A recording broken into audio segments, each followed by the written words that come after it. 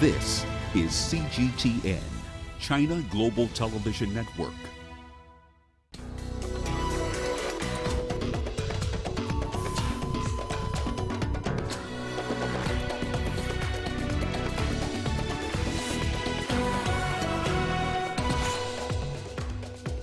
Suspected Islamists kill at least 19 in latest East Congo attack. Two Guinea-Bissau ex-premiers through to presidential runoff. And vote counting underway in Namibia's presidential and parliamentary elections. You're watching Africa Live. A warm welcome from Nairobi. I am Penina Karibe. Also coming up this hour. NATO signs a $1 billion deal to modernize its fleet with Boeing. And in sports, the 9-day East Africa Safari Classic starts in Mombasa. We begin this hour in the Democratic Republic of Congo, where armed rebels have killed at least 19 people overnight in the eastern part of the country. The raid occurred overnight in the village of Maleki near the Ugandan border. Officials believe that the assailants belong to the Allied Democratic Forces. The Ugandan rebel group also kidnapped several people and torched a Catholic church during two separate attacks. The ADF has operated for decades in Congo. They have killed at least 80 people in 14 raids since the army launched an operation against them late last month. The United Nations says it has responded to the situation and sent additional troops on the ground. The UN's Force Intervention Brigade sent a quick reaction team on the ground in liaison with the Congolese armed forces. The UN mission has continued to strengthen cooperation with the authorities on the ground, including the army. The UN peacekeeping mission has also deployed additional peacekeepers to Benin. The situation in Benin and Butembo remain relatively calm. The UN mission's deputy special representative and acting force commander were in Benin today, where they met with the Congolese military leadership to discuss further cooperation between the UN peacekeeping forces and the Congolese army. Limited and mostly peaceful protests have also taken place in Goma. Let's get more now from Chris Ochamringa, who's live for us in Kinshasa. Chris, suspected Islamists have killed at least 19 in this latest Congo attack. What is the latest?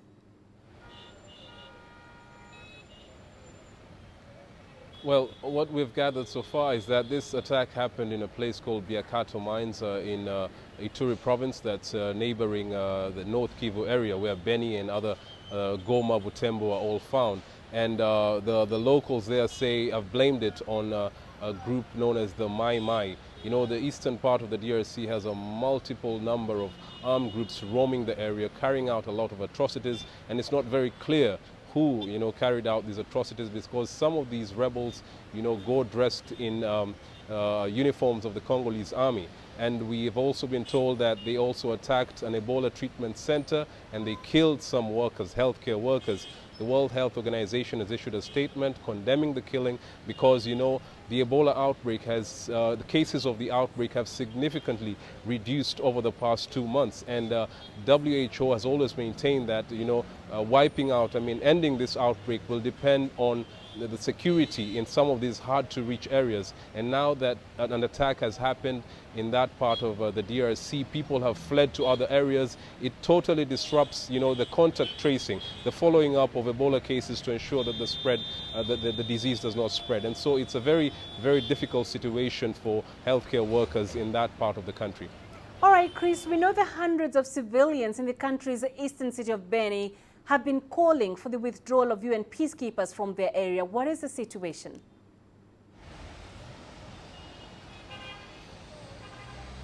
Well, the people are still maintaining their stand that they want the UN peacekeepers to leave, especially Beni, because they're saying the killings have been happening. Just 2 days ago, there were 8 people who were killed. The following day, there were 10, and now there are 19 in a neighboring area. People are saying the UN has failed to carry out its core mandate of protecting civilians. Of course, the UN has come out to deny those allegations. They're saying that it's very difficult to deal with people who are launching a guerrilla warfare. These are not, a conventional army.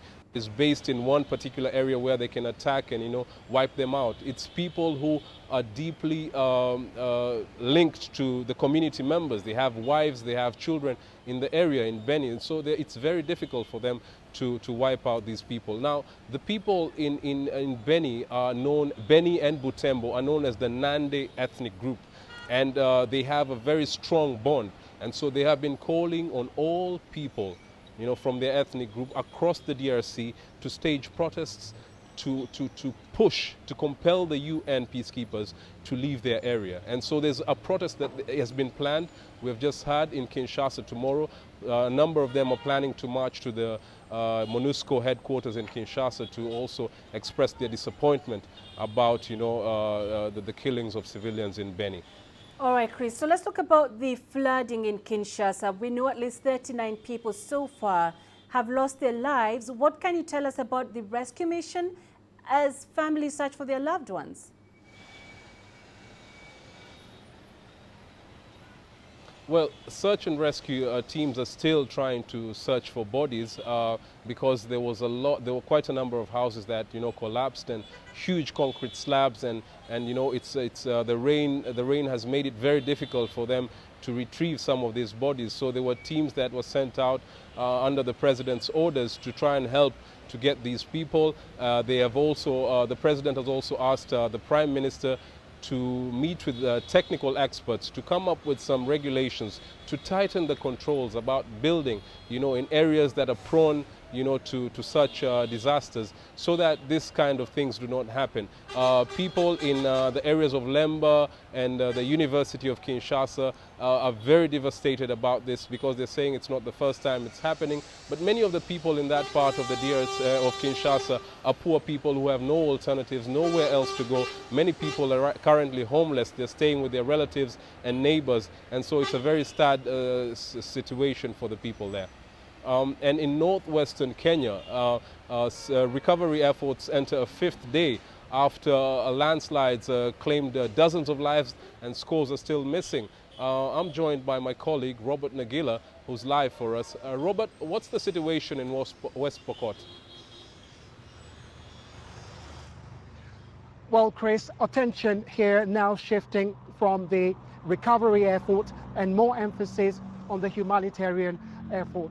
Recovery operations are still ongoing, but there appears to be a quiet acceptance amongst authorities on the ground that some bodies may never be found, simply because over the last few days some bodies were found 12 kilometers from their original place. And as they continue searching, they're hampered by several factors. Number one, roads have been washed away, bridges have collapsed, so it's still difficult to get heavy equipment and machinery to some of the areas where they're most needed. In those areas, people are using rudimentary methods like hands, sticks to dig the ground, and we are getting unconfirmed reports that more bodies were recovered overnight. That is past Sigor, up in the hills, so we're working hard to confirm that for our viewers. In the meantime, we also managed to visit one of the many humanitarian camps that have been set up. These are makeshift camps set up in schools, in fields, and so on, for those who are affected by the floods, and this is what we found.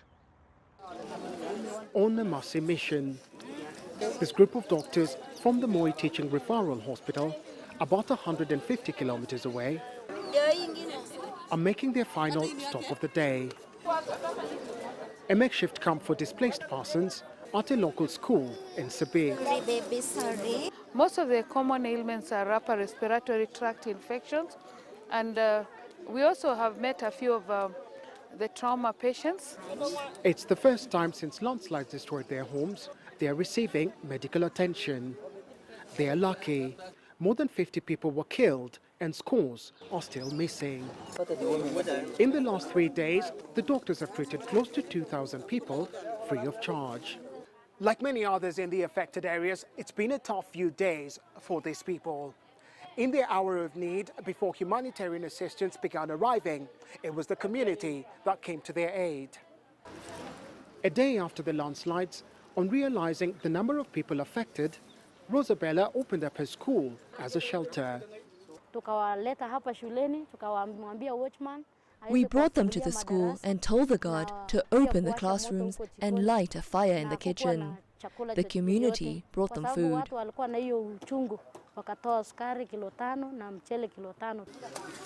On Wednesday, much-needed aid began arriving here. What we need now is mattresses and cooking pots. Ours were carried away by the water. There are currently 80,000 displaced people in the county. At this one camp alone, 164 people now call it a temporary home. And more are still arriving. After their details are taken, they're given the basic essentials to keep them going for a few days. What the future holds, no one here is certain. Robert Nagila, CGTN, West Pokot, Kenya. Houses in the Lemba district were buried in mud on Tuesday after heavy rains lashed Kinshasa in the Democratic Republic of Congo. It was raining and it destroyed us here in our neighborhood where people died. A lot of people died. We are looking for our children who were buried in the mud caused by the landslide that buried the houses as well. Witnesses say a pile of the city's rubbish came crashing down with the mud and water during the rainfall. It covered most of the houses and people. We are able to find and unearth some of the bodies, but we are also having missing people. Amongst the missing, over there, a father was holding his son to help rescue him, and suddenly, this rubbish and mud descended and buried them. The father tried to get out, but the child stayed behind. We looked for him yesterday, but we failed because there was a lot of water. The neighborhoods of Kisenso, Lemba, Mont Ngafula were the worst hit by the floods. Heavy rains began in the middle of the night on Tuesday. 2 bridges collapsed and 1 road fell into a ravine. Tuli Shabalala, CGTN. All right, so that's a look at the flood situation in Kinshasa and also here in Kenya. Our Robert Nagila is still live for us from the northwest of the country. Robert, what kind of help are victims getting? Well, at this particular moment, they're basically getting basic essentials that they would need to survive as authorities try and figure out what to do next. We're talking about 80,000 old people, quite a huge number of them. We still don't have any concrete figures from authorities on the ground, have still not received the required help, humanitarian assistance that they would need to survive. Now, we're talking about shelter, we're talking about food, we're talking about mattresses, we're talking about clothes, for example, because a lot of their houses were blown off and they are still living in the forest where it's very cold at night in these parts. So that's a particular situation. In terms of the recovery effort at this particular moment, it's really hard to envisage how by week's end this recovery effort will continue. They may just decide at that particular point that, look, this is the number of people still unaccounted for. Let's hold a mass funeral for them. Let's now divert all the resources towards the humanitarian effort where they're really needed. We've got a team of about 40 doctors, as you saw in my package, who have come from the town of Eldoret, who are providing essential services to some of the communities. They've managed to access some areas where no one had managed to reach before, provided healthcare and medical attention to some of the people there, but they still have a lot of work to do because the authorities in West Pokot at this particular moment are overwhelmed, and there's a lot of people on the ground now asking, where's the national government? They say that they're not filling the national government and they'd like to see them do more to assist the authorities on the ground. Penina? All right, Robert, we hope that response will come to them and in good time. Thank you for that update. Robert Nagila, live for us there in northwest of Kenya. Now, it's election season in Guinea-Bissau. Citizens are getting ready for a second round of voting to choose their next president. The current president, Jose Mario Vaz, didn't make the cut, placing 4th in the first round. CGTN's Astatal takes a look at the 2 men vying to replace him. 2 different presidential candidates, both appealing to their supporters. The one thing they have in common, both men were former prime ministers.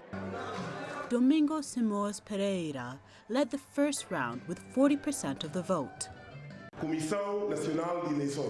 My opponent is now responsible for respecting the people of Guinea-Bissau. I hope that he will measure up to his declarations, measure up to his responsibilities, and will also measure up to the aspirations of the people of Guinea-Bissau.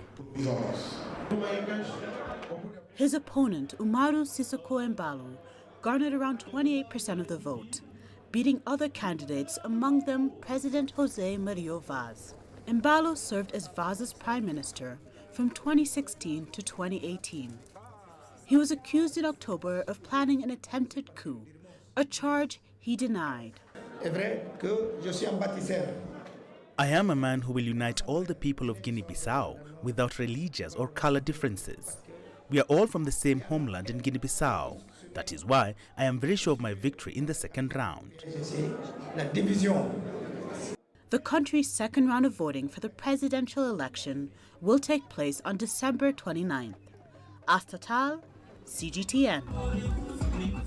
The government of Benin has accused the EU ambassador Oliver Neten of what they describe as subversive activities. It says the German envoy has constantly interfered in its domestic affairs. Neten has also been pushing civil society to protest against the government. Benin ordered him to leave the West African country by the 1st of December. CGTN's Deji Badmas is in Lagos for us. Mark Webster live for us in Brussels to discuss this further with us. Deji, Benin has reportedly moved to expel the EU ambassador. What more can you tell us about that?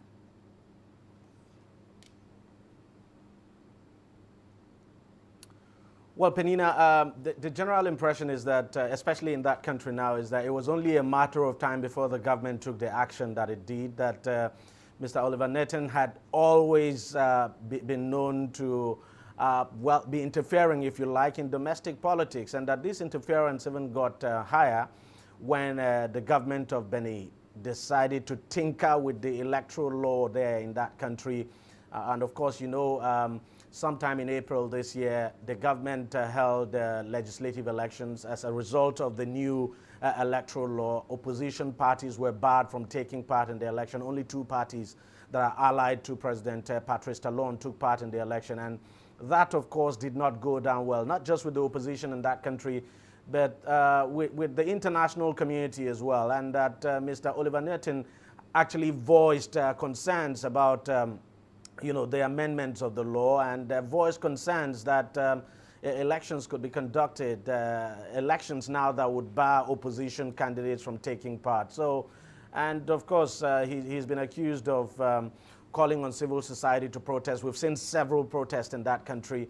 I think basically what the government has done now is that it's just had enough and has decided to ask him to leave. So giving him till December the 1st to leave the country. Penina? Okay, Mark, has the EU been informed of that decision to expel the ambassador, and what has been their reaction?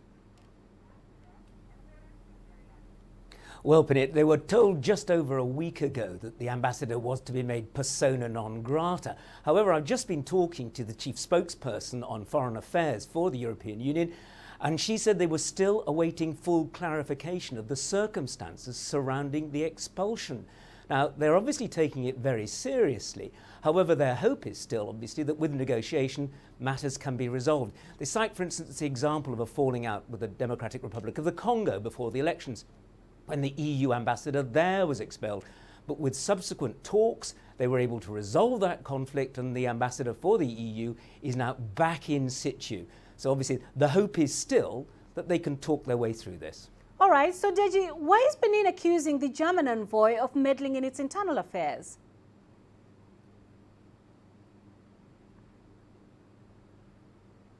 I didn't get that question now. Why is Benin accusing the German envoy of meddling in its internal affairs?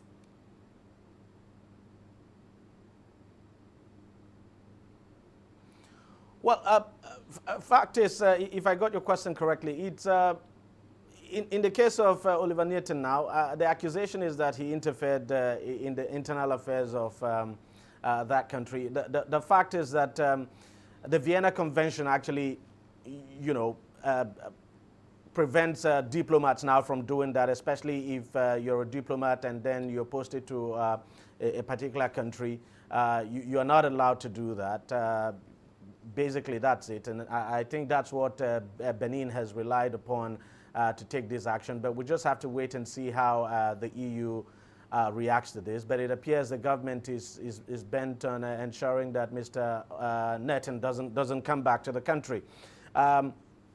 It's difficult. It's really difficult not, especially for lovers of democracy, not to speak on the issue that actually happened in Benin. So I think in the case of Mr. Netten, he just couldn't hold back, because we're talking about a situation where the government of a country decided all of a sudden to change the electoral law of that country, barring opposition parties now from fielding candidates. You know, and if the law continues, or if the law stays the way it is now, there's every likelihood that when they're going to have presidential election next year, President Patrice Talon might be the sole candidate, because the other political parties basically do not meet the requirements of the new electoral law. And I think that is what the EU ambassador, was harping on, and the reason why he kept, supporting protests now, calling for the revision of that law. Unfortunately, it's not gone down well with the government of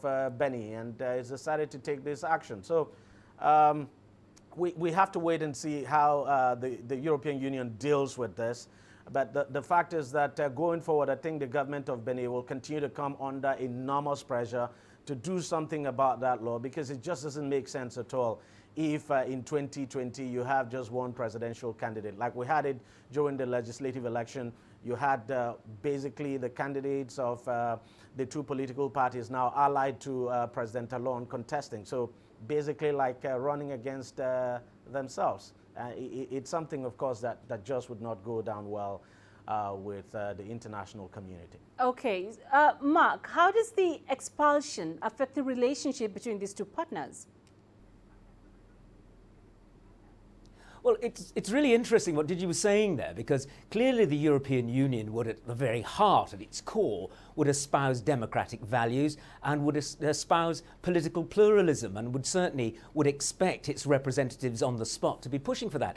And it's not without clout. It's not threatening Benin, and nor would the EU try and do that. However, it is a bilateral aid donor, and Benin is in receipt of some $400 million worth of aid from the EU over a 5-year period, and that's clearly not insignificant. So it hopes that by saying, look, if our ambassador was maintaining the values of the EU, and while at the same time we value good relations with Cotonou, then we will hope that we can resolve this dispute amicably. That'll certainly be their first thought. They certainly wouldn't want to have a disruption in relations, but at the same time, they're not going to back off from, as I say, some fundamental values of the European Union, those of democracy and pluralism. And they will be making that very clear in any subsequent conversation that they have between Brussels here and Cotonou. All right, Mark, thank you for that. Mark Webster live for us in Brussels, Deji Badmas live in Lagos. Thank you both for joining us. You're watching Africa Live. Let's take our first break this hour. Coming up. Vote counting underway in Namibia's presidential and parliamentary elections.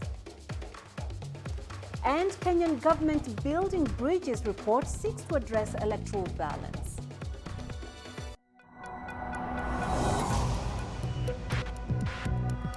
Each day, there are millions of stories. Each one can open new perspectives, new possibilities. Wherever you look, we are there. To see, discover, explore. We put the pieces together to find what really matters to you, all around the world, all around the clock. Our reporters are at home across the globe. From our headquarters in Beijing and production centers in Washington, Nairobi, and London, China Global Television Network. Stories from across the globe, reaching people across the globe. CGTN. See the difference.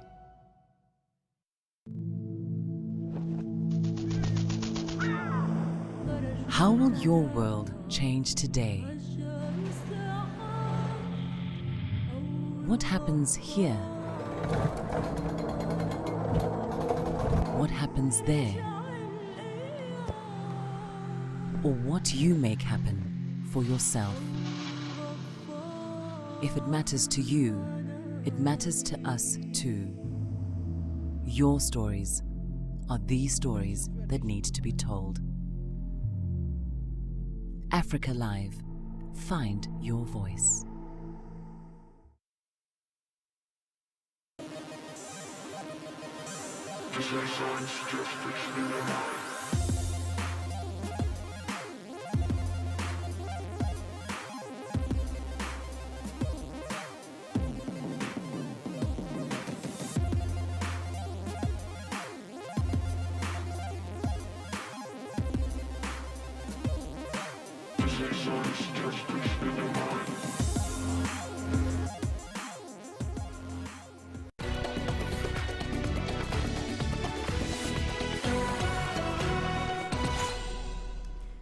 Welcome back to Africa Live. A published report calling for changes to the Kenyan governing system was welcomed with fanfare by President Uhuru Kenyatta. Leaders from each of Kenya's counties gathered for the presentation of the Building Bridges initiative.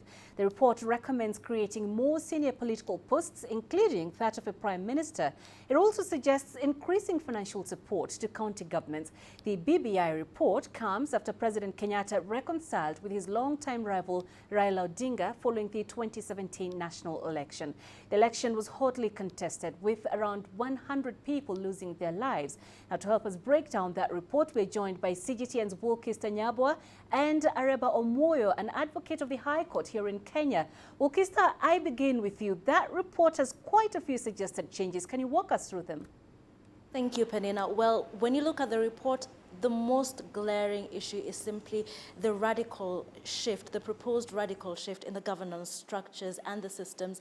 And we do see that the position of Prime Minister makes a comeback. This is a position that was previously occupied by Kenyatta's rival, Raila Odinga. And so we do see that this position makes a comeback, but there are a raft of other recommendations. Perhaps we can take a look at the launch of the BBI report in this report that was filed earlier.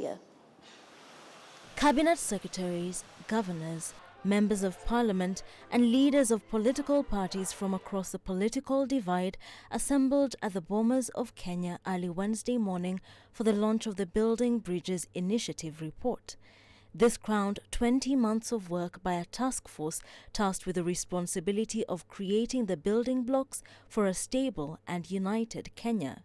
We are here talking about their peace.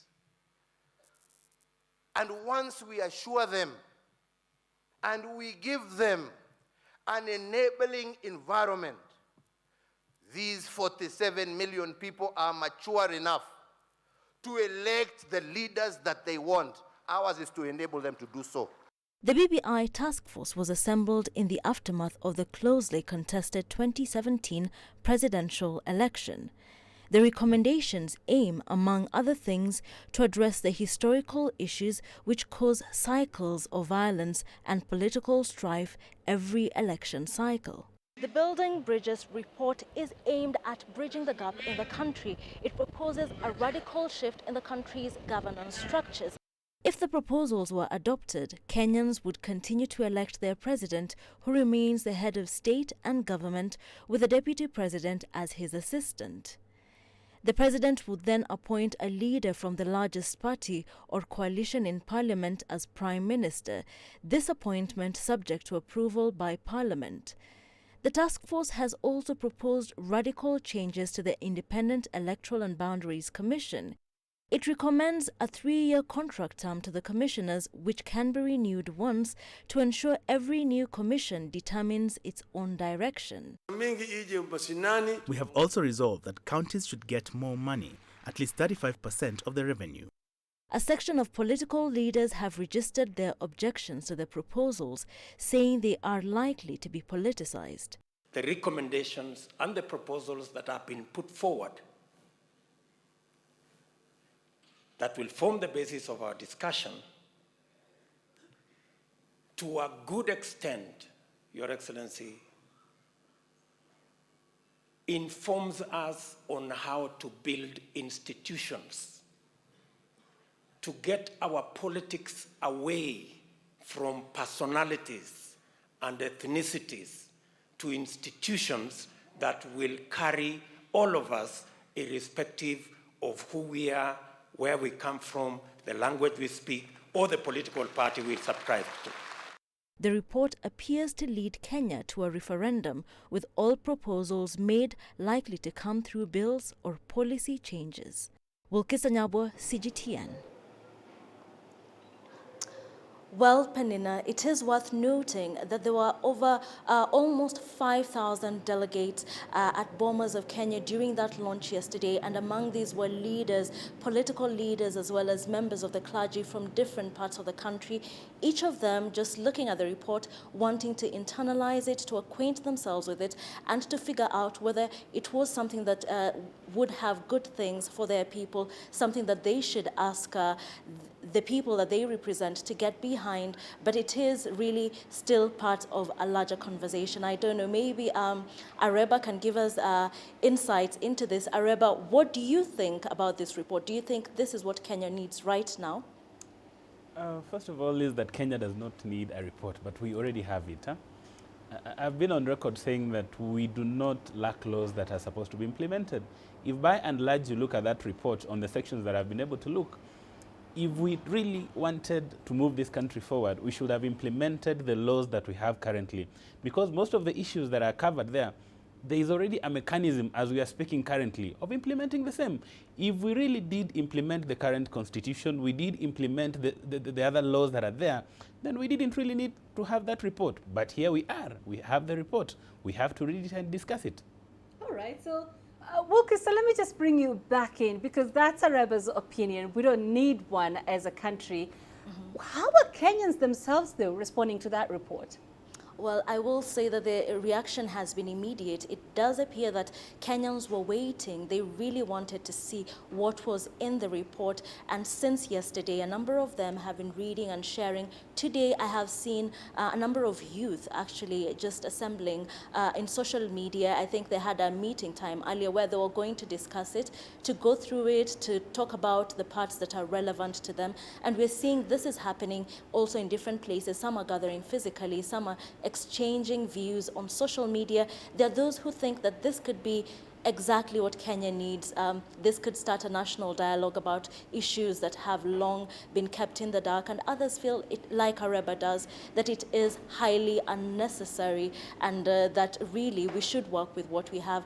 But for good or for bad, whether they support it or not, it has kicked off a national conversation and a dialogue which leaders hope that will lead to the smooth passage of the report. But right now, it's just members of the public trying to acquaint themselves with the document and to see what it holds for them. Penina. Yeah, and I do think, Wilkis, that dialogue is very necessary. Just coming to you, Areba, one of the proposals in that report is the creation of more senior political positions to curb electoral violence. Is that the solution? I mean, first of all, let's look at where we're coming from before we had this report. We agree that after the 2017 elections, we had a very chaotic kind of doing things. And when the two gentlemen came together and shook hands, we saw relative calm. But where I'm arguing that is that if indeed the pieces of law that we have currently were fully implemented, and if we really respected the law as a country, we did not need to have the two people shake hands. But then, where are we now, right now? The two gentlemen have shook their hands. They have spent taxpayers' money. We have the 9-point agenda. We have the report. Now, does the report address the concerns of the common Kenyans? By and large, I would feel that it looks so flowery from the top. But digging deeper, we might really need to just say, let's implement the laws that we have fully instead of trying to come up with more pieces of law. And I think that is something that has come up a lot of times. We've had these kinds of conversations, implementation really being the key. Yes. Thank you very much for those insights. We have to leave it there for now. Areba Moore in studio with us, Wilkis Anyabwa as well. Thank you both for joining us. So let's move on to Namibia. Vote counting is underway, and that follows tightly contested elections. The country's ruling party is projected to face its biggest challenge since independence. The voting process, however, was peaceful. CGTN's Angela Kopler has more from the capital. Voters were looking for different things from this election, and the parties were hoping to capitalize on those needs. What is driving my voting decisions would be the continuity. I believe that the government has done a lot of work, although some of the work that the government has done has not positively impacted the people, especially when it comes to emotive issues such as land and housing. But the government so far, since 2014, has done a lot to stabilize our microeconomic stability. There's another issue that is driving the agenda for voters and political parties, the corruption and money laundering scheme that's come to be known as the fish rot scandal.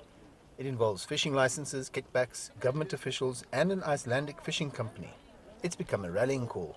If you look at the question of corruption, it's one of the biggest problems that this election is going to test, because corruption is eating at the bone marrow of our society, and it has been allowed to grow because the president and the government will always argue that corruption is just a perception and it's not a reality.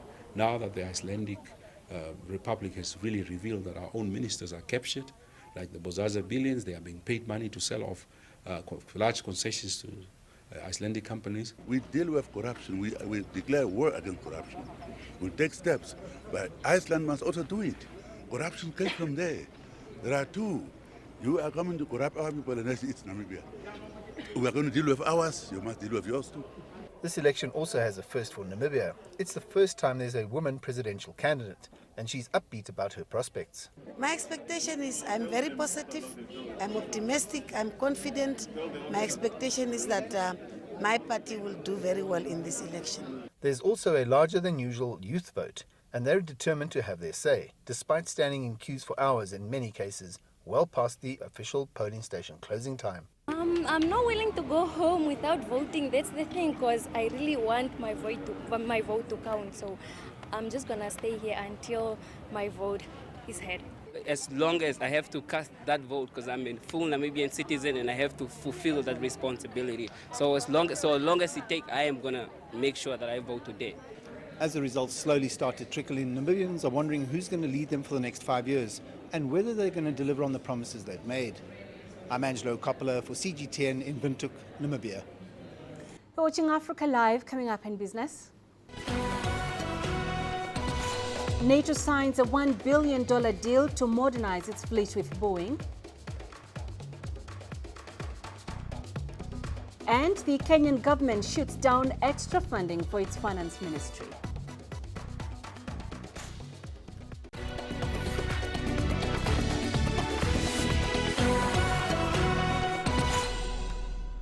NATO has awarded Boeing with a $1 billion contract to upgrade its fleet of airborne warning and control system reconnaissance planes. However, there is still no plan put in place to replace the system.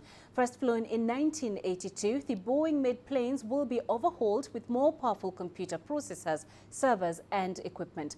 In addition, the plane is expected to be phased out by 2035.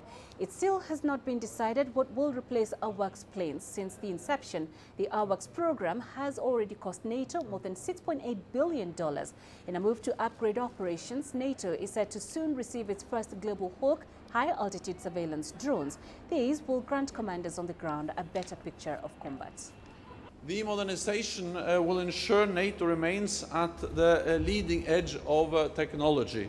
It will provide AWACS with sophisticated new communications and networking capabilities. Here's a genuinely transatlantic American-European partnership on the industrial side, which will help produce this new AWACS.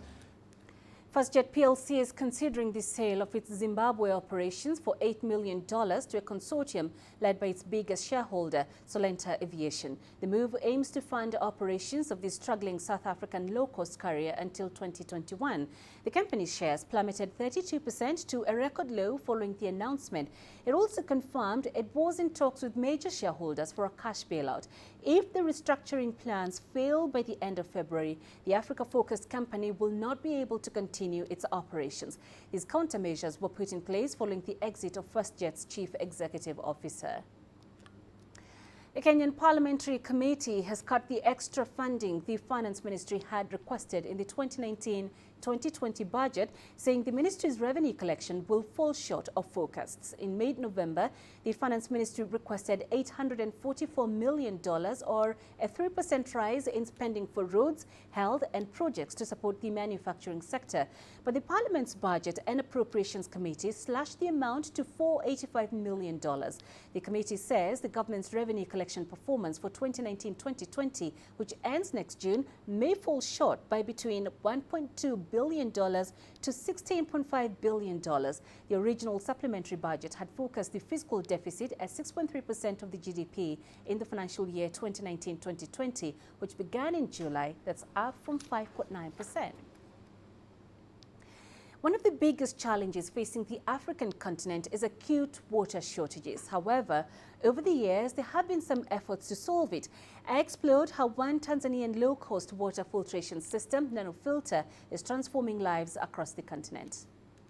You offer one of the most precious commodities in Africa, and that's clean water. What are the solutions that you offer and the areas that you target to? I have safe and clean water services, starting from the filters themselves, and we have communities that cannot afford buying the filter itself, so we set like filtration systems within their community. If you had your bucket, that bucket of water, that bucket that you used to boil water and just save your water in there, you can use the same bucket to get water just next to your house and get clean and safe water at a price that is incomparable.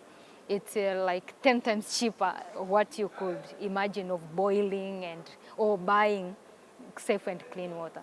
So that is the service I provide, and on top of that now, with the filtration, with the centers that we put around the community, we have been able to also empower our youth, and like all the 90 stations that I have are run by young ladies from 18 to 35, and I'm so proud of that. What are the challenges that hinder access to safe drinking water in Africa, and how can these challenges be overcome? It's a very wide topic, because sometimes we blame our governments that they don't do what they were supposed to do, but being in the industry, I have discovered a lot. One thing that is a big problem is the dispersed population that we have. Our residential areas are like one person is here, another community is there. So the infrastructure becomes very expensive to put up. So that is one of the biggest challenges. And another thing is the education. Some communities would afford to have, you go like in Maasai communities, they have the money, but it has been the culture. That is how I've been growing up. I have been drinking this kind of water. My grandmother has been doing this. So it's a combination of infrastructural issue and education. You're in Tanzania, you're in Kenya. In a week's time, you'll be in Zambia. Do you work with the governments of these countries, or do you have other partners that you work with? When you look at water and its issues, partnership is very important. So what we have done is like what we did in Tanzania, we are replicating it to other countries. In Tanzania, we have worked with a public university. So when we enter a country, we bring the product both as a research product and as a commercial product, because we know the education, there's a need for education behind. So when we come in with the researchers around us, once you have the researchers around you, the government will, even the government authorizations and all those things, they go very smoothly. Moving on to the U.S. economy, the country's farm bankruptcies in September rose 24% to the highest levels since 2011. That's according to the American Farm Bureau Federation. The rise in bankruptcies is being attributed to the China-U.S. trade frictions, which have taken a toll on growers both in rural and urban areas. CGTN's Tony Walterman has more. Oh, wow. So welcome to our sauna. This is one of 5 greenhouses at the Eco City Farms in Prince George's County, Maryland, about a 20-minute drive outside Washington, D.C. Here as well, actually those are mustard greens, these are kale. Margaret Morgan Hubbard started an urban farming training program here 10 years ago after leaving a plum job at the University of Maryland. The whole enterprise is an attempt to learn much more about how to produce food and help people know where their food comes from. All the vegetables are hand-planted and hand-harvested. Even the soil has been meticulously cultivated to optimal organic richness. To help pay the bills, the crop is sold in a farm share program. But Hubbard says money is always tight, a stress exacerbated by the unique challenges of farming. Farming is a thankless profession. The weather changes constantly, conditions change constantly. That takes a physical toll on one's body, and there is not much money in it. The challenges of urban farming aren't unique. Large industrial farmers of the Midwest are also experiencing mounting farm stress. Bankruptcies are on the rise. They're up 24%, and a trade war with China is a major reason why. China has more than halved its agricultural purchases from the U.S. since the trade battle began. Soy farmers, who previously exported 60% of their harvest to China, have been among the hardest hit. Distress is spreading. Advocacy group Farm Aid says calls to its crisis hotline have more than doubled. And government figures show farm debt is expected to hit a record high of $416 billion this year. To ease the pain, the Trump administration has doled out more than $15 billion in relief payments. The money offers a safety net, but also obscures the reality on the ground. There is a lot of stress, and I certainly think that without this assistance, it would be a much tougher environment. But at the same time, in talking to many of our farmers, they're really anxious to see a quick resolution to trade so that we can get back to business as usual.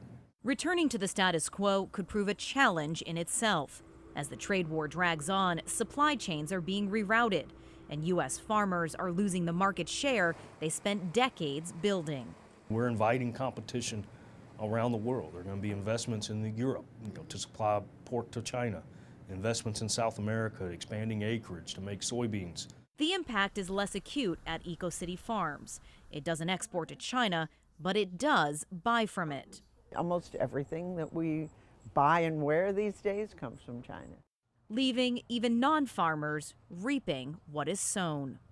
Tony Waterman, CGTN, Prince George's County, Maryland.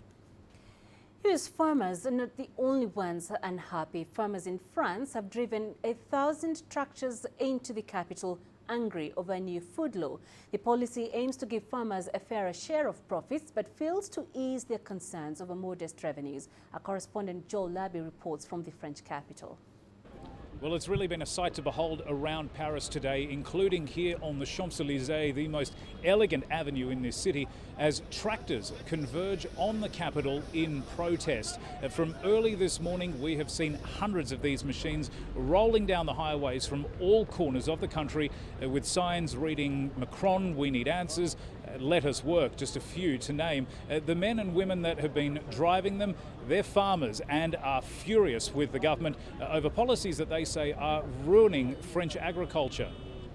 Now that includes a rush to ban pesticides like glyphosate, and that by 2021, which is actually a year earlier than EU policy, although the government has promised that there will be exemptions for farms that just have no alternative and have to keep using it.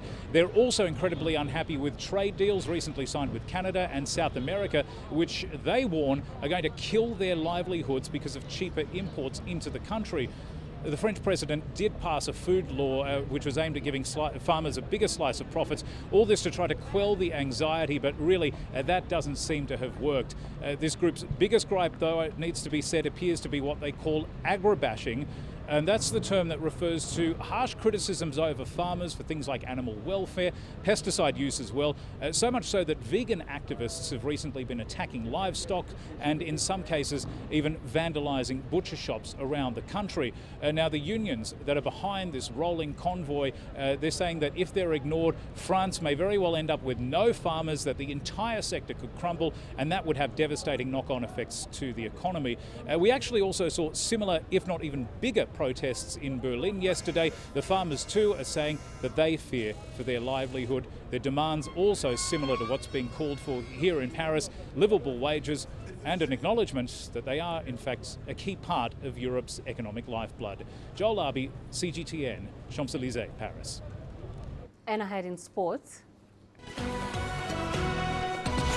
The 9-day East Africa Safari Classic starts in Mombasa.